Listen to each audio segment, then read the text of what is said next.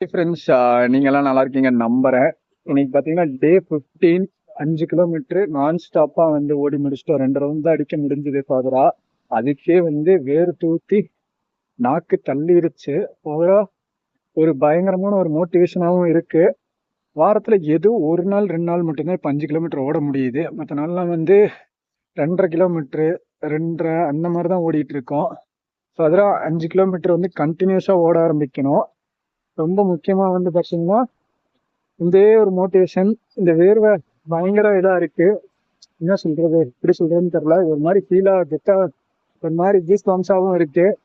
ஆனா ஓடையில தான் நாக்கு தள்ளுது. ப்ராக்டிஸ் ஆகும். கண்டினியூஸா வந்து ஓடிட்டே இருந்தா ப்ராக்டிஸ் ஆயிரும். பிளஸ் என்ன சொல்றதுன்னா, லைஃப்ல ஒரு நபர் நம்மளை விட்டுட்டு போயிட்டாங்கன்னா, அவங்க விட்டுட்டு போன ஞாபகார்த்தம், அதே மாதிரி வந்து பாத்தீங்கன்னா ஒரு நினைவுகளோட தான் நம்ம வாழ்ந்துட்டு இருப்போம். திடீர்னு பார்த்தா அந்த நபர்கிட்ட என்ன பேசுறது, எப்படி பேசுறது, கடைசியில ஃபர்ஸ்ட்ல இருந்து ஆரம்பிக்கிறதா, இல்ல வந்து விட்டுட்டு போயிட்டோமே அப்படிங்கிறதா, இல்ல அந்த நபருக்கும் அப்படிதான் ஃபீல் ஆகுமா அப்படிங்கிறது நமக்கு தெரியல. பட் ஒரு நினைவுகளோட வாழ்றதா ஒரு வாழ்க்கை. அதோட பாஸ்டா இல்ல வந்து ப்ரெசண்டா ஃபியூச்சரா அதெல்லாம் எதுவுமே யோசிக்க தோண மாட்டேங்குது. ஒரு நினைவுகள் தான். இதை பத்தி நீங்க என்ன நினைக்கிறீங்கிறத வந்து கீழே கமெண்ட் பண்ணுங்க.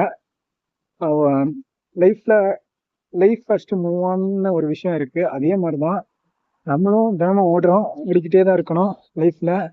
இந்த மாதிரி டெய்லியும் 5 கிலோமீட்டர் ஓடணுங்கிறது தான் என்னோட முயற்சியா இருக்கு. கொஞ்சம் வந்து இன்க்ரீஸ் பண்ணணும் கூடிய சீக்கிரம்.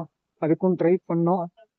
நான் வந்து ஜிம்ல ஜாயின் பண்ணலான்னு இருக்கேன். இதை பத்தி நீங்க என்ன நினைக்கிறீங்கிறத வந்து கீழே கமெண்ட் பண்ணுங்க. நாளைக்கும் ஃபர்தரா சந்திப்போம். டாடா.